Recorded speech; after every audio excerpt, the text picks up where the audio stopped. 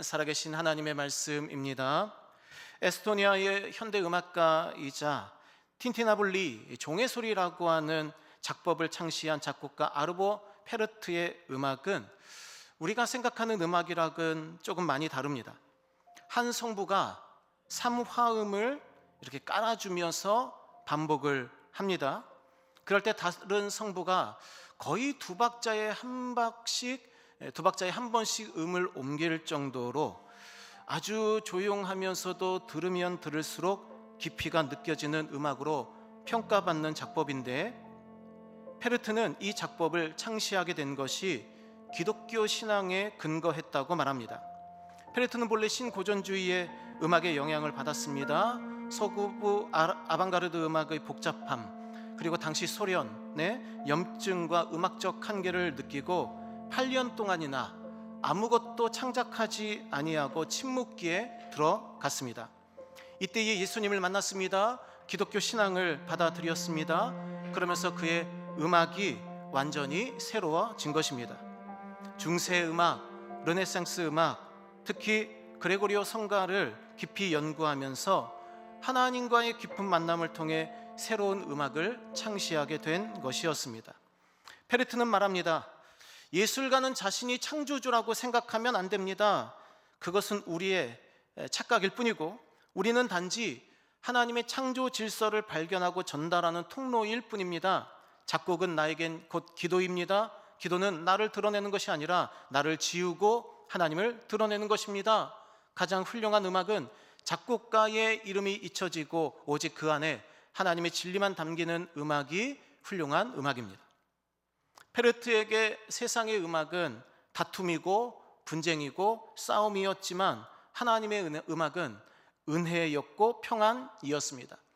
세상의 분주한 소리들로부터 물러나 하나님의 소리, 하나님 안에서 평안을 누릴 때에 피조물인 인간은 창조주이신 하나님 안에서 진정 안식을 얻게 되는 것이죠. 오늘 본문 속 이삭도 마찬가지입니다. 블레셋 사람들이 끊임없이 시기하고 싸움을 걸어왔지만 이삭은 늘 사람들과의 다툼에서 물러나 하나님께 피하고 하나님이 주시는 복으로 만족하였습니다. 요즘 세상이 참 시끄럽습니다. 서로 죽이고 서로의 생명을 빼앗고, 정말 인간 세상이 감당할 수 없는 죄악들로 세상이 가득 차고 있는 이때에 저와 여러분이 또 성도로서, 교회로서 세상에 선포할 공의와 하나님의 심판도 있지만, 우리 모두 때로는 세상의 시끄러운 다툼에서 물러나 하나님 안에서 평화와 복을 누리실 수 있기를 주님의 이름으로 축복합니다. 오늘 본문에서는 먼저 이삭의 특징이 무엇입니까? 100배나 얻고 거부가 된 이삭의 모습이 등장합니다. 오늘 본문에는 분명히 하나님께로부터 누리는 복이 이삭에게 적지 않은 것을 여러 가지로 확인할 수 있게 되죠. 창세기 26장 12절에서 14절 말씀 우리 함께 읽겠습니다. 이삭이 그 땅에서 농사하여 그 사람이 창대하고 왕성하여 마침내 거부가 되어 양과 소가 떼를 이루고 종이 심이 많으므로 블레셋 사람이 그를 시기하여. 아멘. 본래 우리가 아는 대로 아브라함과 이삭과 야곱으로 이어지는 이 족장들의 삶은 말 그대로 목자의 삶이었죠. 그래서 이스라엘 백성들은 하나님을 목자라고 불렀습니다. 아브라함과 이삭과 야곱이 목자였기 때문에 이 목자였던 아브라함과 이삭과 야곱이 일종의 하나님의 예표가 되는 것이죠. 하나님이 우리에게 이런 분이야. 마치 양을, 염소를 사랑으로 양육하는 목자인 아브라함과 이삭과 야곱처럼 하나님은 우리 이스라엘 백성들의 목자가 되어주시어 우리를 인도하시는 분이시지, 그렇게 예표 역할을 했던 사람들이 아브라함과 이삭과 야곱이었습니다. 그래서 시편 28편 9절에서는 하나님을 가리켜 그들의 목자가 되시어 영원토록 그들을 인도하소서라고 하는 기도를 사용하고 있습니다.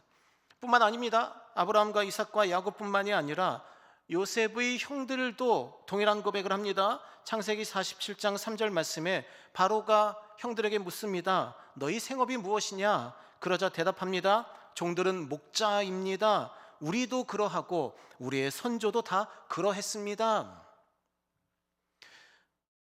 조상 때로부터 목자의 인생을 살았던 이삭, 그런데 농사 일을 합니다. 정착을 했기 때문이죠. 그러면 망할 것이 너무나도 불보듯 뻔한데 어찌합니까? 1절 말씀에 농사하여 그 해에 100배나 얻었다라고 오늘 12절 말씀에 말씀하고 있는 것이죠. 무엇입니까? 하나님의 은혜이죠. 하나님의 복입니다. 뿐만 아닙니다. 본래 하고 있던 목축업도 잘 되었습니다. 아주 훌륭히 해내어서 14절 말씀에 양과 소가 때를 이루었다. 그래서 13절 말씀에 이 사람에게 하나님이 어떤 은혜를 주십니까? 그 사람이 창대하고 왕성하여 마침내 거부가 되었다. 우리 한글 개역개정으로는 서로 다른 단어를 썼지만 구약 성경에서는 가달이라고 하는 하나의 표현을 3번 반복합니다. 그래서 부유해지다, 부자가 되겠다라는 것을 점증법으로 쓰는 거죠. 공동번역이 잘 번역합니다. 이렇게 되어 있죠. 그는 부자가 되었습니다. 점점 더 부자가 되었습니다. 마침내 더 큰 부자가 되었습니다. 우리말 성경도 이렇게 번역합니다. 이삭은 부자가 됐습니다. 더 부유해졌습니다. 마침내 큰 부자가 되었습니다. 재산이 많아지니 관리하는 사람도 당연히 늘어나야 될 것입니다. 14절 말씀에 양과 소가 때를 이루고 종이 심이 많았다. 간절히 소원하기는 하나님이 은혜 베풀어 주셔서 2026년 우리 빛과소금교회 성도님들의 가족들, 또 사업장들, 기업들이 올해 일한 것의 100배의 열매를 맺으실 수 있기를 주님의 이름으로 축복합니다. 여호와께서 복을 주시기를 축복합니다. 창대하고 왕성하여 마침내 거부가 되시기를 축복합니다. 양과 소가 때를 이루시기를, 종이 심이 많아지시기를 축복합니다. 누구 은혜입니까? 하나님의 은혜이죠. 창세기 26장 12절 말씀에 여호와께서 복을 주심으로, 이것은 지나가며 하는 말이 아닙니다. 이 말씀이 핵심입니다. 잠언 8장 18절 말씀에 부귀가 하나님께 있고 장구한 재물이 하나님께 있고 공의가 하나님께 있다라고 성경은 분명히 기록하고 있습니다. 신명기 30장 15절 말씀에서도 우리에게 믿음의 선택들이 주어져 있습니다. 다만 우리는 16절 말씀처럼 하나님을 사랑하고 하나님의 길, 말씀의 길로 행하며 하나님의 명령을 지킬 때에 생존할 뿐만 아니라 번성하게 될 것입니다. 하나님 여호와께서 가서 차지할 땅을 통해서 너에게 복을 주실 것이다. 성경은 우리에게 약속하고 있기 때문입니다. 사랑하는 성도 여러분, 우리가 세상의 소리들, 세상의 다툼들, 세상에 우리가 귀를 기울일 때 형통함을 누리지 못합니다. 하지만 여호와의 그 능하신 손 아래에 거할 때에 여호와께서 우리에게 복을 주실 줄 믿습니다. 올 한 해도 뭐 여러 가지 일들이 있겠죠. 당연히 어마어마한 일들이 있겠죠. 하지만 여호와의 손, 그 능하신 손 아래에 거함으로 이렇게 형통하게 되는 저와 여러분의 또 복된 삶이 될 수 있기를 주님의 이름으로 축복합니다. 그러면 인간의 노력은 뭐 필요 없습니까? 그렇지 않지요. 이 이삭은 아브라함에게로부터, 아버지께로부터 받았던 신앙의 유산을 잘 지켰다라고 성경은 말씀하고 있습니다. 하나님이 복을 주셨으나 성경에서는 인간의 능동적인 반응이 의미 없다라고 말한 적이 한 번도 없습니다. 늘 우리의 믿음을 요구하시고 늘 우리의 순종을 요구하시는 것입니다. 물론 우리는 믿음으로 구원받습니다. 하지만 믿음으로 구원받은 바 성도의 삶에는 당연히 착한 행실이 빛과 소금된 삶이 드러나야 하는 것이죠. 오늘 본문에서도 이삭은 하나님의 은혜에 반응합니다. 창세기 26장 18절 하반절 말씀에 이삭이 그 우물들의 이름을 그의 아버지가 부르던 이름으로 불렀더라. 아버지 잊지 않은 거죠. 자기 공로 내세운 것이 아닙니다. 아버지의 흔적을 지우려 했던 것이 아니라 아버지가 부르던 이름으로 우물들을 불렀음을 볼 수 있습니다. 그래서 깔뱅 선생님은 아버지 아브라함에게 허락하신 언약의 표징을 보존하려는 노력이다, 이렇게 표현합니다. 청교도 신학자인 매튜 헨리도 우물에 이삭이 자기 이름을 내세우지 않은 것은 아버지가 세운 이정표를, 영적 이정표를 소중히 여긴 것이다. 아버지가 걸어간 그 믿음의 길을 닦는 것을 기쁨으로 여겼다라고 해석하고 있습니다. 우리는 너무 자주 부모님 세대에 받았던 신앙을 놓쳐버리고 또 부모로서 우리 자녀들에게 신앙을 전수하기를 가볍게 여기는 경우가 많이 있습니다. 하지만 우리가 아버지, 어머니께로부터 받았던 그 신앙의 전통, 그 유산이 때로는 우리에게 생명이 되는 것을 우리가 믿어야 합니다. 2011년 3월 일본 아네요시의 한 바닷가 마을에도 일본 역사상 가장 큰 대지진으로 인한 거대한 쓰나미가 밀려왔습니다. 후쿠시마 원전 유출 사고가 있었던 바로 그 쓰나미였습니다. 이 때문에 이와테현, 미야기현, 후쿠시마현 등 해안가 마을들이 말 그대로 쑥대밭이 되었습니다. 근데 이런 엄청난 쓰나미에도 불구하고 단 한 사람의 피해도 입지 않은 해안가 마을이 있었는데 그 마을이 바로 아네요시 마을이었습니다. 어떻게 쓰나미를 피했는가? 그 전에 조상들이 마을 곳곳에 비석을 세워두었는데 해발 60m 지대에 세워진 이 비석들에는 이 선조들의 지혜가 담겨 있었습니다. 여기는 이렇게 기록이 되어 있습니다. 이 돌 아래로는 집을 짓지 말아라. 높은 곳에 거주하는 것이 평화를 가져다 준다. 엄청난 쓰나미의 참사를 잊지 말아라. 후손들은 누구든지 이곳보다 더 높은 곳에 집을 지어야 한다 라고 비석에 써서 남겨둔 것이죠. 실제로 훨씬 이전인 1896년 이 아네요시 마을 사람들이 거대한 쓰나미에 의해서 모두 몰살당하고 단 2명만 살아남았다고 합니다. 다시 마을이 세워졌습니다. 하지만 1933년 약 35년, 36, 7, 8년 이후에 찾아온 쓰나미에 또 다 죽었어요. 그리고 4명만 남게 되었습니다. 그 이후로 살아남은 자들이 경고를 새겨놓은 비석들을 세웠습니다. 그 이후로 1960년 쓰나미에서도 2011년 그 큰 쓰나미에서도 아네요시 사람들은 모두 살아남을 수 있었던 것입니다.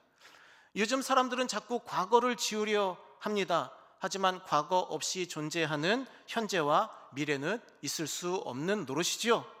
사랑하는 성도 여러분, 우리가 받은 바 신앙의 유산들이 무엇입니까? 그 신앙의 유산을 잘 지킬 수 있기를 주님의 이름으로 축복합니다. 시편 106편 5절 말씀에 하반절에 주의 유산을 자랑하게 하소서. 우리 안에 하나님의 유산들이 있어야죠. 믿음의 유산들이 있어야 할 것 아니겠습니까? 우리가 어떻게 신앙을 이어갈지에 대한 고민과 그에 대한 우리들만의 답이 있어야 하는 것이죠. 데살로니가후서 2장 15절 말씀 우리 함께 읽겠습니다. 그러므로 형제들아 굳건하게 서서 말로나 우리의 편지로 가르침을 받은 전통을 지키라. 아멘. 아무리 AI의 시대이고 피지컬 AI가 등장하고 AI가 우리에게 코드를 짜주고 앱을 만들어주고 일을 다 처리한다 하는 시대가 온다 할지라도 우리는 우리가 받은 바 신앙의 원칙들, 신앙의 좋은 전통들을 유지하고 고수하고 또 전수해야 할 의무가 있는 것이죠. 사랑하는 성도 여러분, 여러분들의 가정에는 어떤 예배의 전통이 있습니까? 어떤 헌금의 전통이 있습니까? 어떤 봉사의 전통이 있습니까? 유대인들, 우리는 식사기도를 소홀히 여기고 또 잘 안 하시죠. 요즘 사람들을 배려한다, 또 사람들 괜히 또 민망하게 하지 않는다, 또 그런 것도 큰 소리 나게 그러냐, 여러 가지로 우리가 그러면서 믿음의 행위들을 하나씩 다 포기하고 있진 않은지 생각해 볼 필요가 있지 않겠습니까? 유대인들은 식사기도를 많이 했습니다. 특히 유월절 같은 절기 식사는 딱 순서가 짜여져 있어요. 뭘 먹고 뭘 어디에 찍어 먹고 그 다음에 아버지가 아들에게 요 먹는 의미를 해설을 해주고 같이 찬송하고 기도하고 또 식사를 새롭게 시작하고 그 다 순서가 다 있어요. 기본적인 식사에서도 식사 전에 기도하고 식사 중에 기도하고 식사 후에 기도하도록 되어 있습니다. 식사의 종류에 따라서 예를 들어서 무화과나 포도를 먹을 때의 기도와 다른 것들을 먹을 때의 기도가 서로 달라요. 그리고 어떤 음식은 기도해야 하고 또 어떤 음식은 중간에 기도하지 않고도 넘어갈 수 있는 그런 식사가 또 따로 있어요. 그 정도로 아주 촘촘하게 식사 기도를 구성합니다. 우리는 식사 중간 또 마지막 마무리 기도는 고사하고 식사 전 기도도 하지 못할 때가 많이 있죠. 하지만 유대인들은 식사 후 기도도 매우 소중하게 여겼습니다. 그래서 식사 후 기도를 이제 막 사람들하고 대화하고 얘기하고 이제 우리 어디 가야지, 시간이 늦었네, 우리 빨리 일어납시다 하면서 유대인들이 식사 후 기도를 놓칠 때가 있었습니다. 그래서 그것 때문에 율법이 또 생겼어요. 식사 후 기도를 꼭 해야 하는데 어떻게 해야 하느냐, 적어도 그 다음 저녁 시간 배가 고플 때까지는 반드시 식사 후 기도를 언제든 해야 된다, 이러는 거죠. 특히 이제 샴마이 학파, 우리가 이제 뭐 한국 개신교 전통에도 뭐 진보가 있고 보수가 있고 뭐 자유주의가 있고 뭐 정통주의가 있고 할 것 아니겠습니까? 이 샴마이 학파는 말하자면은 유대교에서도 조금 보수주의자들, 전통주의자들이에요. 힐렐 학파는 비교적 자유주의자들, 젊은 세대에 조금 맞춰서 율법을 해석하는, 그래서 사도 바울이 이 계열이죠. 사도 바울이 이 계열입니다. 샴마이 학파는 식사 후 기도에 대해서 뭐라고 이야기를 하느냐, 식사를 하고 헤어졌어요. 근데 식사 후 기도를 안 했어요. 그럼 어디로 갔다가 내가 식사 후 기도를 안 했지 생각나면 다시 와야 됩니다. 식사했던 자리로 다시 와서 거기서 식사 후 기도를 하고 다시 다음 일정을 해야 되는 거예요. 힐렐 학파는 그것은 조금 심하고 그렇게까지 할 필요는 없고, 식사 후 기도를 하는 것을 잊었다면 어디에 있든지 그 자리에서 다시 하나님을 향해서 식사 후 기도를 하면 되는 것이다. 다만 시간만큼은 꼭 지켜서 배가 꼬르륵 꼬르륵 소리 날 때까지, 그 전까지는 식사 후 기도를 꼭 해야 된다라고 율법으로 규정을 해놓는 거죠. 오늘날 우리가 볼 때는 매우 꽉 막힌 것 같고 매우 어리석인 것 같고, 어떻게 그렇게까지 우리가 계명을 지킬 수 있을까라고 할 법한 규칙들이지만, 그만큼 정통 유대인들은 음식 하나하나를 위해서 하나님이 비를 내려주시고 해를 비춰주셨고, 그것을 내 식탁에 오를 때까지 많은 사람들의 수고가 있었다는 것을 잊지 않았다는 것이죠. 그리고 그 식사를 통해서 내가 에너지를 얻고, 내가 식사 후 기도를 통해 이제 하나님의 일을 감당하려 세상에 나가야 함을 잊지 않았던 것이죠. 사랑하는 성도 여러분, 어떤 예배의 전통이 있으십니까? 여러분들 가정에는 어떤 기도의 전통이 있으십니까? 요한복음 4장 23절 24절 말씀에 따르면 하나님께 참되게 예배하는 자들, 거짓되게 예배하는 자들도 있죠. 앉아서 그냥 앉아있다가 뭐 1시간만 있으면 되지 하고 돌아가서 세상으로 빠지는 사람들도 분명히 있을 겁니다. 하지만 아버지께 참되게 예배하는 자들은 예배를 드릴 때 영으로 예배를 드리고 진리로 예배를 드려요. 그런 자들을 하나님이 찾으셔요. 하나님은 영이시기 때문에 우리의 겉으로 이 자리에 그냥 나와서 앉아있는 것이 중요한 것이 아니라 우리의 영으로, 우리의 진리로, 우리에게 주신 그 예수님의 영과 진리로 예배하는 것이 너무너무 소중하다라고 하는 것이죠. 우리는 그런 면에 있어서 우리 자녀들에게 본이 되고 있습니까? 여러분들 어떤 헌금의 전통이 있으십니까? 고린도후서 9장 7절 말씀에 각각 그 마음에 정한 대로 할 것이 무엇입니까? 헌금의 결단이 필요하다는 거예요. 연초에 결단했으면 그 결단을 따라야지, 중간에 흔들리지 말라는 것이죠. 인색함으로나 억지로 하지 말지니 하나님은 즐겨내는 자를 사랑하시느니라. 그런데 오늘날 성도들은 참 이 말씀을 싫어합니다. 저도 인터넷에서 여러 가지 글들을 보면 그냥 관심 없어요. 그냥 내 형편이 더 중요하고 내 삶의 자리가 더 중요하지, 하나님과 하나님께 대한 헌신은 정말 찢어진 종이장처럼 그냥 버려버리는 세대가 오늘 세대가 아닌가 생각될 때가 참 많이 있습니다. 제가 어렸을 때 어머님은 토요일 저녁이 되면 다리미로 이렇게 지폐를 물을 살짝 많이 뿌리면 이제 찢어지니까 살짝씩 뿌려가지고 그걸로 이제 다리미질을 하시는 거예요. 그래서 빳빳하게 만들어서 하나님께 드려야 된다라고 하시면서 예물을 준비하셨던 것을 제가 기억합니다. 여러분들은 어떤 헌금의 전통이 있으십니까? 그리고 어떤 헌금의 전통을 자녀들에게 물려주고 계십니까?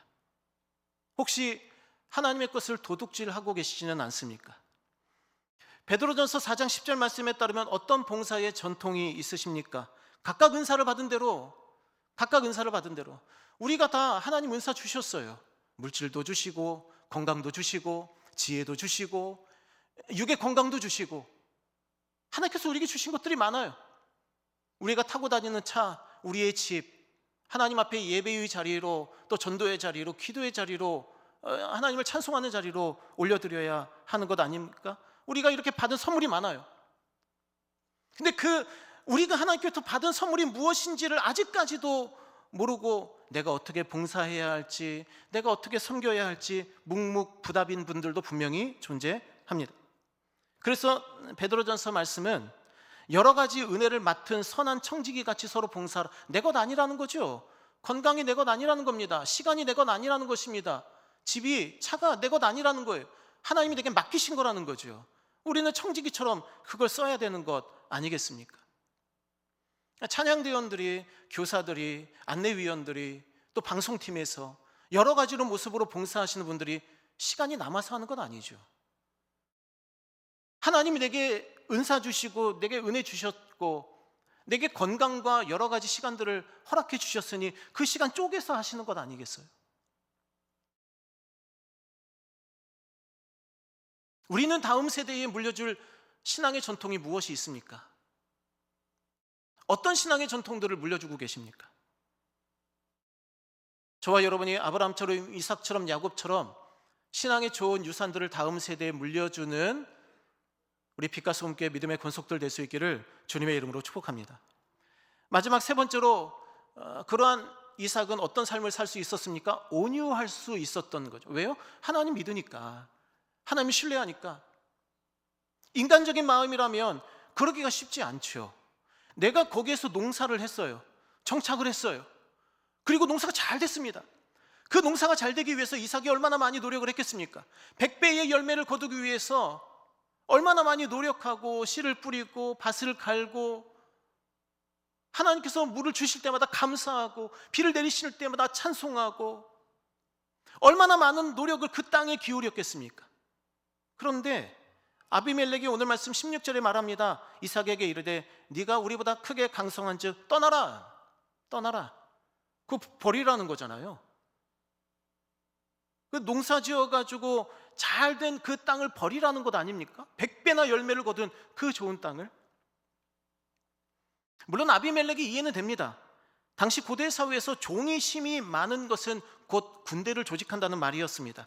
하나의 부족 국가를 이룬다는 말이었습니다. 주변 국가나 부족들에게 위협이 되는 상태가 되는 것이죠. 아비멜렉이 염려할 정도라면 이삭이 얼마나 많은 정도를 거느리고 있었겠기에 부족 국가의 규모를 가지고 있었다라고 우리는 볼 수 있는 것 아니겠습니까? 근데 떠나라고만 한 것이 아니에요. 오늘 말씀 14절 15절 말씀에 종이 힘이 많음으로 블레셋 사람이 그를 시기하여 15절 말씀에 그 아버지의 종들이 판 모든 우물을 막았다, 흙으로 메웠다 이렇게 되어 있습니다. 무슨 말씀입니까? 이제 군사로 습격하는 건 어렵죠. 왜냐하면 무서우니까. 네가 나보다 우리보다 더 강하다. 아비멜렉 왕이 그걸 인정하잖아요. 그러니까 낮에 와서 총칼을 들고 그 우물을 빼앗고 하는 것은 힘드니까 밤에 몰래 와서 우물을 메워버린 거예요. 그리고 떠나라 얘기를 하는 거죠. 우물을 막아버리면 그 100배나 되었던 그 논밭에 물을 계속 공급을 해야 되는데 거기서 100배나 얻었는데 우물을 막아버리면 어떻게 하겠습니까? 못 하는 거죠. 농사일을 못 하는 거예요. 농사일을 하지 말라는 거죠. 거기에 대해서 이삭은 어떻게 반응합니까? 물러나요. 그냥 물러납니다.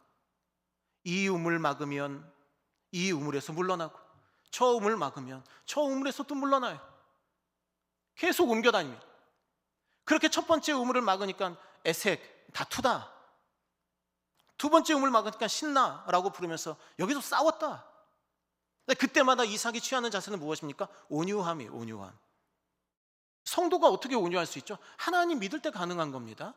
내 힘 믿고 내 능력 믿고 내 열매 내 소출을 믿으면 절대 온유할 수가 없어요. 이거 누구 건데? 내 건데 내 건데 내 건데 내가 어떻게 번 것인데 이거 내가 어떻게 얻은 것인데 내가 이것 때문에 몇 년을 수고했는데 우리가 이 땅의 물질을 바라보고 이 땅의 권세와 권력 바라보면 절대 빼앗기지 못해요. 온유하지 못해요. 싸우죠. 내가 더 강한데? 내가 더 많은데? 한번 붙어볼까? 내가 이날 위해서 내가 그동안 군사로 길리웠는데 한번 싸워볼까? 하지만 이삭은 물러납니다.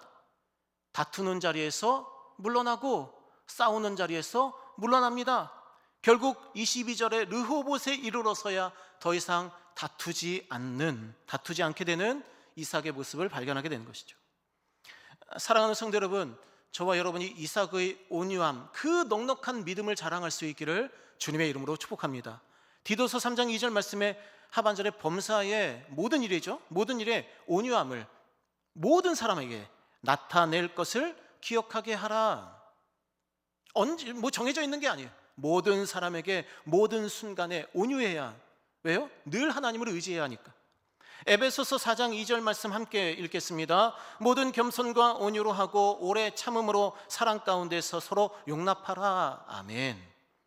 겸손하고 온유할 수 있는 것은 우리가 그냥 천성이 좋아서가 아니에요. 우리가 그렇게 태어나고 우리가 부모에게서 그걸 배웠기 때문이 아니라 하나님 믿기 때문이죠. 하나님 믿기 때문이죠. 그런데 그 온유한 자들, 하나님을 믿기 때문에 내 것을 내려놓을 수 있는 자들, 하나님을 믿기 때문에 하나님이 비 내려주시고 하나님이 햇볕 주셨으니 저기 가서도 하나님 복 주시겠지 믿는 자들은 시편 37편 11절 말씀처럼 온유한 자들이 땅을 차지합니다. 풍성한 화평으로 즐거워하게 되어 있습니다. 예수님도 똑같은 말씀을 하십니다. 팔복이죠. 마태복음 5장 5절 말씀에 온유한 자는 복이 있나니 그들이 땅을 기업으로 받을 것이다. 실제로 이 말씀 그대로 이루어지지 않습니까? 오늘 창세기 26장 22절 말씀에 그들이 다른 우물을 팠더니 다투지 아니하였으므로 르호봇이라. 근데 그 이름 뜻이 무엇입니까? 넓은 땅을 우리에게 주셨다. 이제는 이 땅에서 우리가 번성할 것이다. 뭐예요? 하나님 계속 믿는 거예요. 하나님 계속 믿고 붙들고 하다 보니까 온유할 수 있는, 그래 그럴 수 있지. 그래 또 싸움을 붙여오네. 내가 좀 피하지. 또 다투려고 하네. 그래 좀 내가 좀 물러나지. 옮기다가 발견한 그 르호봇, 하나님의 은혜, 하나님이 주시는 땅, 하나님이 번성케 하시는 은혜. 그러니 그 해에 100배나 되는 그 열매는 계속 이어질 거예요. 왜요? 하나님이 주시는 복이니까. 이 사건으로 인해 이삭은 단지 물질의 복만 얻은 것은 아니었습니다. 신앙의 대표성을 가지게 되죠. 아모스서 7장 16절 말씀에 이스라엘과 이삭이 동격을 가집니다. 이삭의 집은 곧 이스라엘이에요. 야곱이 하나님과 밤새도록 씨름해서 얻었던 그 이스라엘, 하나님과 사람들과 겨루어 이겼다라고 하는 뜻을 가진 그 이스라엘이라고 하는 민족의 대표의 이름을 이삭에게도 똑같이 동격의 권위로 하나님께서 주신 이유는 무엇입니까? 온유했기 때문이죠. 사랑하는 성도 여러분, 말씀을 맺겠습니다. 세상에 지금 안타깝게도 전쟁이 계속되고 있고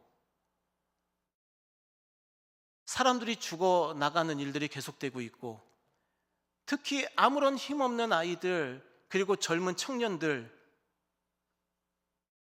끊임없이 희생당하는 시대를 우리가 살고 있습니다.